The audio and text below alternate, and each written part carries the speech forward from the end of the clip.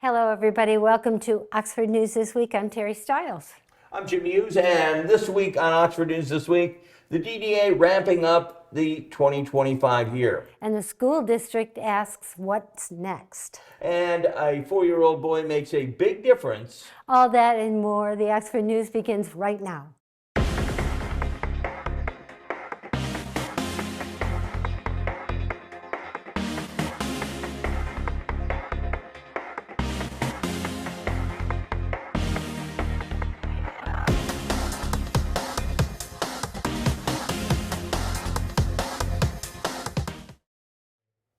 After voters rejected both the non-homestead operating millage replacement and the sinking fund proposal on November 4th, Oxford Community School is launching listening sessions to hear what the community wants next. Residents can weigh in through an in-person session, a virtual session, or an online survey, all accessible through the district's website. Leaders say that they want feedback from all residents regarding how they voted to help shape the future planning of programs, facilities, and student services. The operating millage replacement failed by a narrow 52 to 48 margin and would have restored the tax rate, businesses, and non-homestead properties to fund day-to-day operations. The sinking fund, which would have supported building repairs, security upgrades, technology, and transportation, failed by nearly 60%. Jim?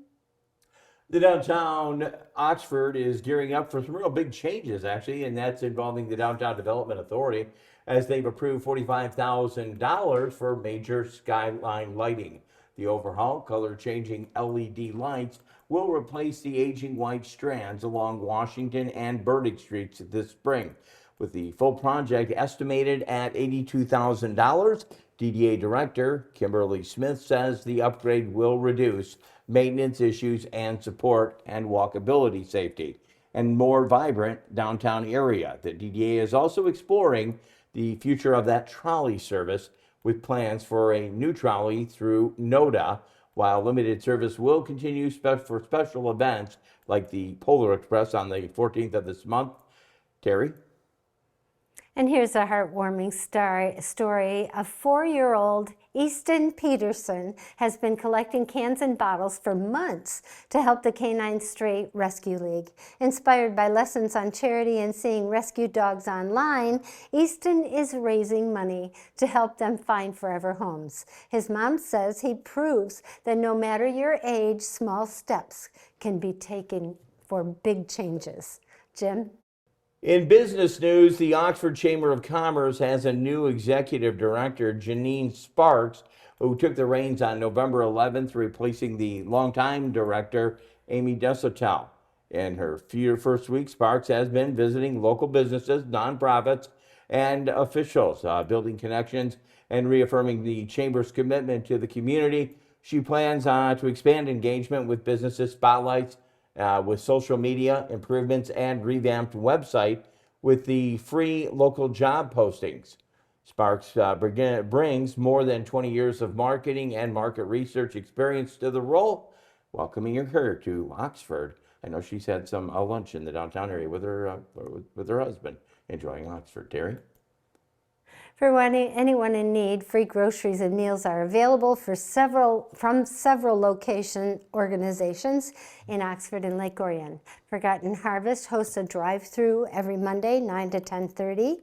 At Woodside Bible Church, Orion Community Church of Christ offers groceries by registration, and Oxford Orion Fish provides food by the pound based on the family size. Free hot meals are also available at Lake Orion United Methodist Church, Emmanuel Congregational Church, and Oxford United Methodist Church. Residents should call each organization to confirm times and details. Jim? And in related news, Ageways, the Food Bank Council of Michigan, are providing $50 grocery gift cards for older adults impacted by the temporary pause of SNAP. Benefits to qualify individuals must be 60 years or older, live in Oakland County, only one card per household. Gift cards can be used at either Meijer or Kroger and typically mailed within 2 to 3 days. Eligible older adults can call Ageways Resource Center. Their number 800-852-7795. Again, you'll have a brief screening panel of questions, and then you should be set up. Terry? On Sunday, the community came together to honor 4 Oxford High School students lost to gun violence 4 years ago. At Hannah's Garden at Seymour Lake Township Park, residents decorated luminaries and placed them along the memorial walkways, honoring Madison Baldwin, Tate Meyer, Hannah St. Juliana, and Justin Schilling. Chaz White, a community member, summed up the spirit of the day. Least we forget, I love this community for the bond of the pain's inability to fracture us. Stronger together is not a catchphrase, it's a way of life. Thank you, Chaz. Jim? Oxford Township is actually celebrating with history in the new series Historical Marker Program. Sea Ray Boats donated with $3,915 to be quite exact for a marker honoring the founder, Cornelius C.N. Ray III. The Fraternal Order of Police contributed $1,000 to honor the radio actor Brace Beamer, the voice of the Lone Ranger, and $3,315, a grant from the Michigan State Medical Society Foundation, will then recognize Dr. Eileen Betties Corbett, Oxford's first woman physician. Each marker features a bronze plaque mounted on the boulder with images of the historical narrative and the QR code linking it to more information if you'd like more there. Local companies are donating boulders and labor, with the Township Parks and Rec installing the plaques, a true community effort. Residents interested in sponsoring or donating to a program, you can contact CJ Carnacchio at his number 248-462-9997 or at CJ Carnacchio through his township email. Now, in our Behind the Lens segment, we always enjoy that. We all labeled this one. The coaches have started a brand new Thanksgiving tradition, which happened a few weeks ago. We're going to call this hashtag trotting from the top. Coach is doing a morning turkey trotting from the top. Good stuff. That's fun. Anyways, sorry, what's I going missed on? that. I mean, the holidays are busy. I know you're busy. I'm busy. Yeah. Do you have time to read, or do you not have time to read? What's going on? Well, right now I'm listening to a podcast that goes through the Bible, which is really cool. Okay. I've got a book going as True well. meaning of the season. It is. Yeah, I figured this is a good time for me to listen to reason for the that. season. Yeah, they're short podcasts. It's really neat. They're 28 minutes long. Cool. And there's 54 of them. So I think I'll get it through Christmas. But I'm also listening to a book What's that by a writer called Jojo Meyer called, the title of the book is Horse Dancing, Horse okay. Dancer. Cool. So, yeah, so I've got both ears going. Not How bad. about you? Me just busy, coming up. Mom and Dad live in Oxford. We do all their appointments and breakfast with my sons, stuff like that, just family stuff. Didn't they just have an anniversary My parents actually will have their anniversary at the end of January. coming up? Okay, I knew Yeah. it was sometime in the cold time. Dad had his time of year. birthday. He's And 89. he did Mom have a has her birthday. birthday in January too. So Mom just Nice. hopes that it's not cold that day. So, but it was cold on Dad's birthday. So happy birthday to my dad, Jim Hughes, out there. Anyways, we are going to be back. We know Dave Kenny's all lined up. He's got his tie on. And he's walking around the studio. Carrie's got the last story. It's an interesting one. Stay right there. You are watching Oxford News This Week.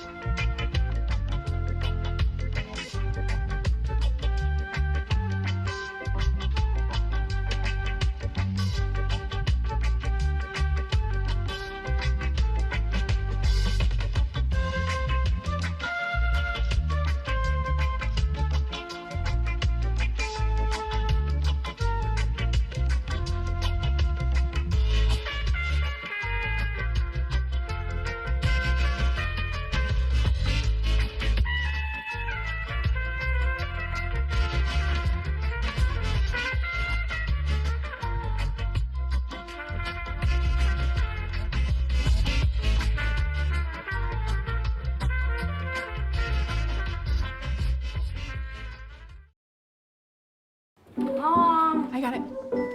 What are you doing in there? I got stuck. Are you a dog? I wouldn't do that. Have you seen the pliers? Where'd you find those? It's not your birthday. Sorry. Bye, Grandpa. Bye, Grandpa. Take care of yourself. What are you doing? What are you looking for?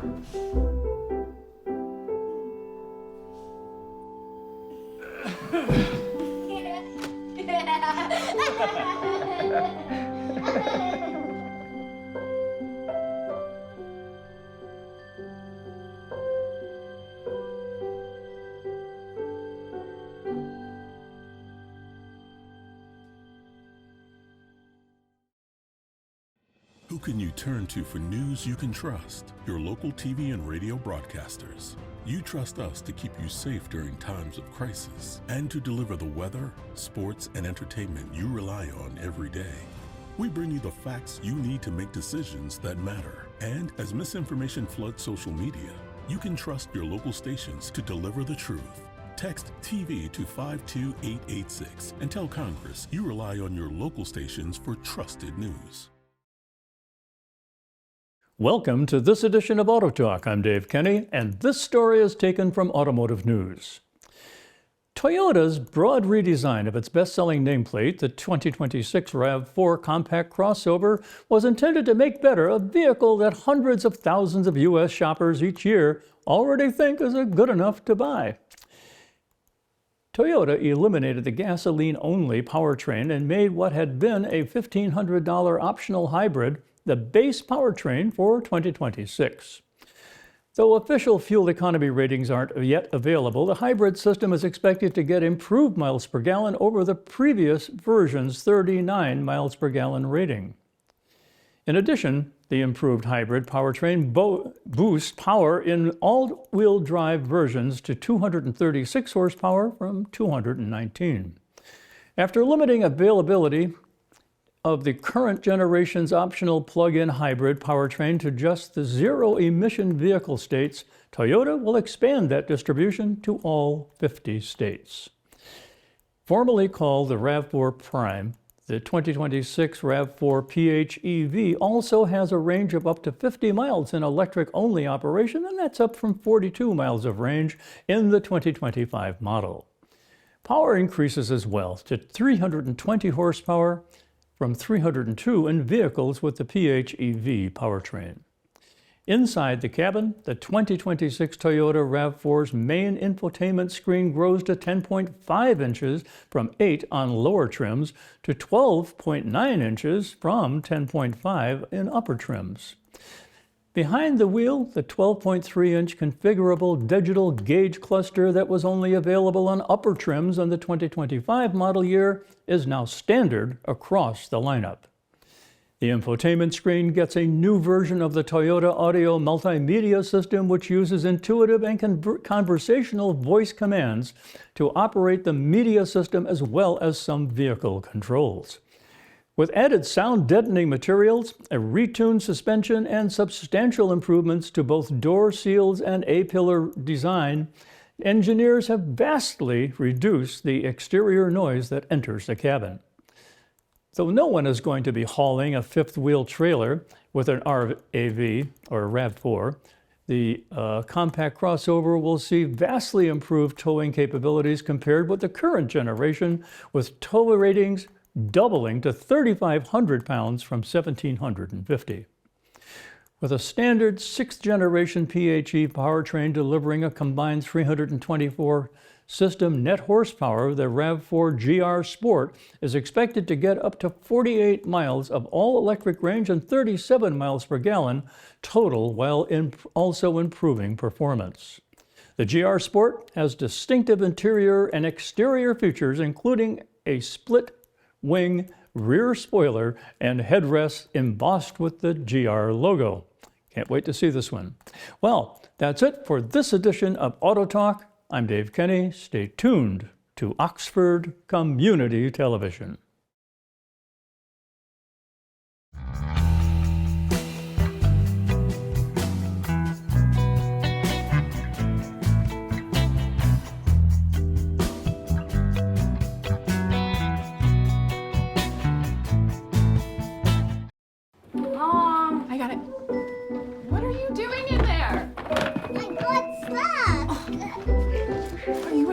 dog. I wouldn't do that. Have you seen the pliers? Where'd you find those? It's not your birthday. Sorry. Bye, Grandpa. Bye, Grandpa. Take care of yourself. What are you doing? What are you looking for?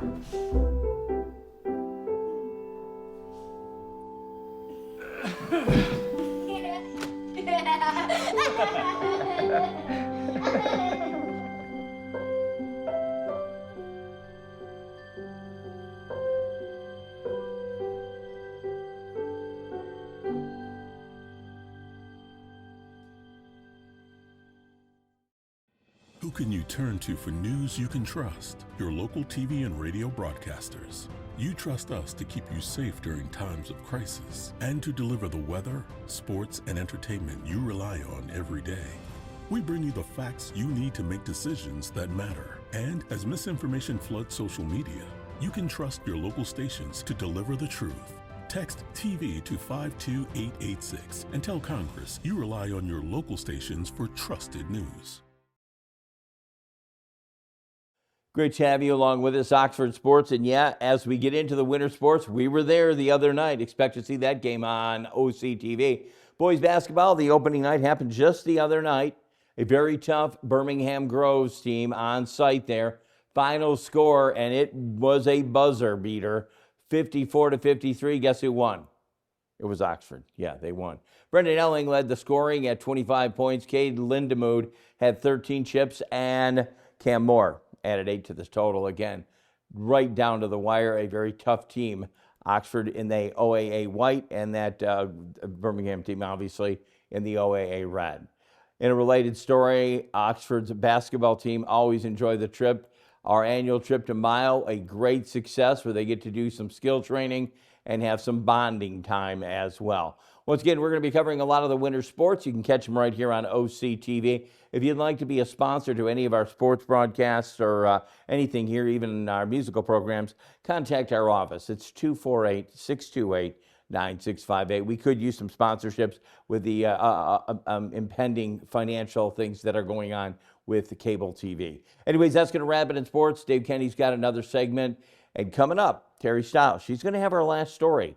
It's called Something to Do. It's all ahead right here on Oxford News This Week. In today's digital world, it's hard to know who to trust. Your local TV and radio stations bring you the facts. Misinformation and deep fakes flood social media, but broadcasters deliver verified and accurate news. For news, emergency updates, sports, and entertainment, turn to your local stations. Text TV to 52886 and urge Congress to support the vital local journalism broadcasters provide. Hi, I'm Peyton Manning, and I'm partnering with the American Red Cross this year to tackle blood shortages. Giving blood's important because every 2 seconds, someone actually needs blood, and unfortunately, only like 3% of the U.S. population donates. So we have to step up to give and to make sure there's plenty of blood available for those in need. Visit redcrossblood.org to get in the game and make an appointment to give. Who can you turn to for news you can trust? Your local TV and radio broadcasters. You trust us to keep you safe during times of crisis and to deliver the weather, sports, and entertainment you rely on every day.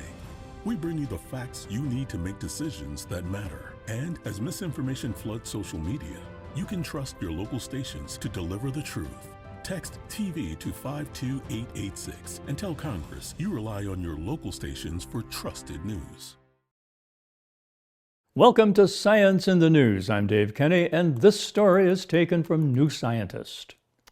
Music training seems to boost reading skills in young children by enhancing their ability to recognize and manipulate the sounds that make up words.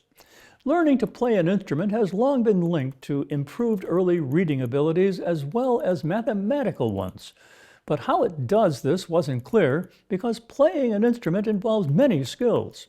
You not only have to read the notes, which involves learning a new alphabet of musical notation, you also need to listen to the sounds and coordinate hand and eye movements, says Maria Garcia de Soria at the University of Aberdeen in the UK.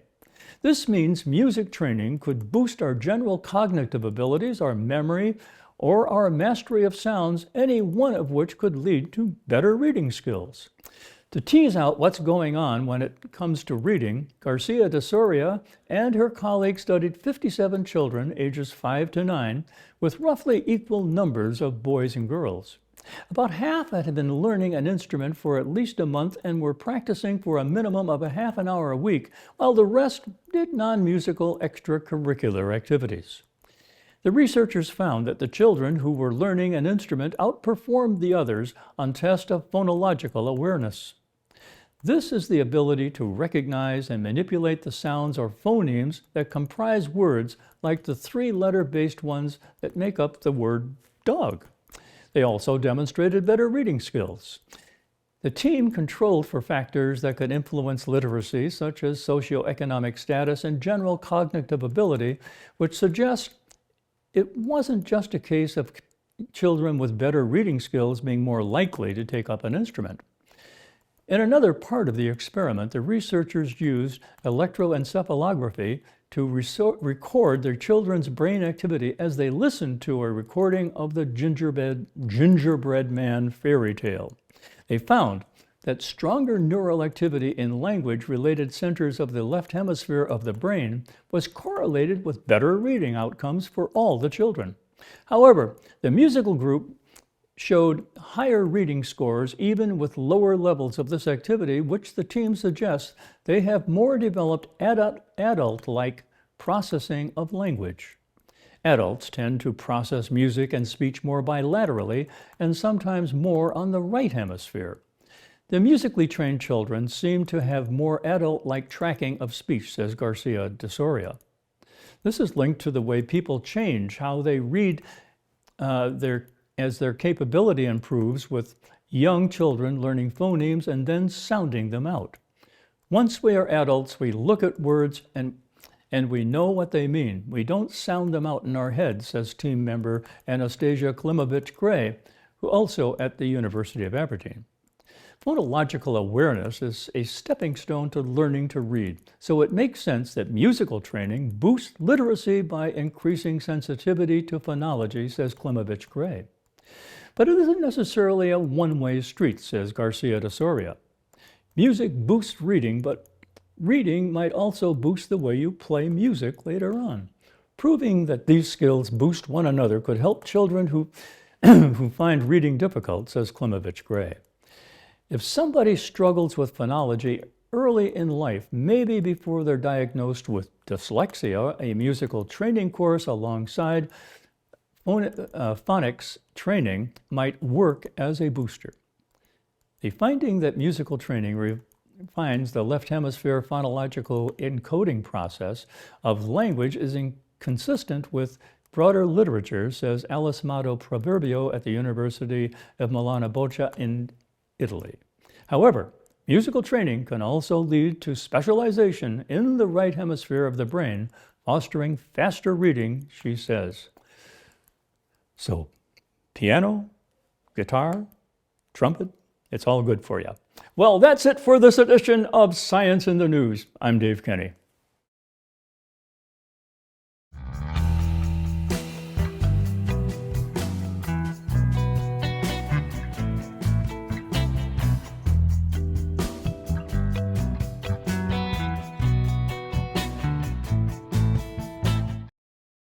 Hi, I'm Peyton Manning, and I'm partnering with the American Red Cross this year to tackle blood shortages.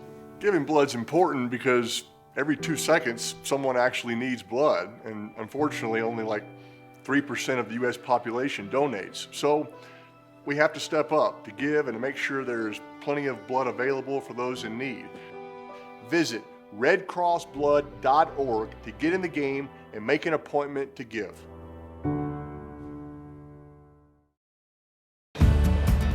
You know the national parks, but you may not know that they're supported by a strong foundation. A foundation for the future. We are the National Park Foundation. And together with your support, we are building a bold future where national parks are vibrant, protected, and welcoming. Today, tomorrow, forever. Learn more at nationalparks.org/foundation. In today's digital world, it's hard to know who to trust. Your local TV and radio stations bring you the facts. Misinformation and deep fakes flood social media, but broadcasters deliver verified and accurate news. For news, emergency updates, sports, and entertainment, turn to your local stations. Text TV to 52886 and urge Congress to support the vital local journalism broadcasters provide. And in this last story, we're calling it Something to Do. Local History Alert, explore the captivating history of Oxford High School. The photograph shows students gathered in front of the original Oxford High School at the turn of the 20th century. The school stood at the north end of town, just behind where Oxford Fire Station stands now. At this time, secondary education was still developed in rural Michigan, and many students balanced their studies with responsibilities at home and on family farms. The formal attire and composed posture reflect the era's strong emphasis on discipline and scholarship. Preserving images like this helps us appreciate how Oxford's commitment to education has endured for more than a century. To learn more local history, stop by the museum on Thursdays and Saturdays, 1 to 4, at 1 North Washington Street, 48371, and that's right downtown at the corner of 24 and Burdick Street. Oh, yeah, of course. And as I say, it's a good chance to go down there. They've got a treasure trove of stuff in that building. Oh, it's I mean, so you fun. definitely, if you want to find out about Oxford, maybe you're new to the community, they've got guides in there. And in fact, it's in the old Oxford Bank building from 1922. Yes. So one of the many things that we have here that if you're downtown and you're like, hey, you know, I want to find out more about the community, do that. I've been here in this community my entire adult life, and I still learn stuff when I go in there. It's just so fascinating in there. And it's all hometown stuff. Good stuff, and you can find out about, you know, where you live and stuff like that. Yeah. Anyways, hey, we are hoping you're enjoying your holiday, maybe spending some time with family and friends. I mean, that's really what it's all about. And again, we hope that you spend some time with us. I know we're going to have some special programming here. Again, sports programs, and doing the best we can here with that as well. Anything you want And to we add? have Santa here for the next week or so, too. Oh, Santa's in here. Well, if we got Santa, we know we got things covered. I know he's pretty busy. I think he does something on December 24th. I'm not quite sure, but I know he's Maybe busy. he does. We'll see him again, that's for sure. OCTV can actually be viewed via the Spectrum Charter Channel 191. I check it out there once in a while. Channel 99 in the AT&T U-verse system. Check us out on YouTube, Facebook, Rumble, Amazon Fire Stick, and my favorite thing called the Roku app as well. If you have a show idea, would like to be a volunteer at OCTV, you can work with Kyle Stage. Give our office a call at 248-628-9658. Special thank you to producer and director, a.k.a. Kyle Snage, news writer who's on a little bit of a break, Allison Miller, station manager Terry Stiles, the busy one here for everyone here at OCTV. I'm Jim Hughes, hoping you have a safe week. I invite you back next time. And again, we will take a look at Oxford News this week. Bye-bye.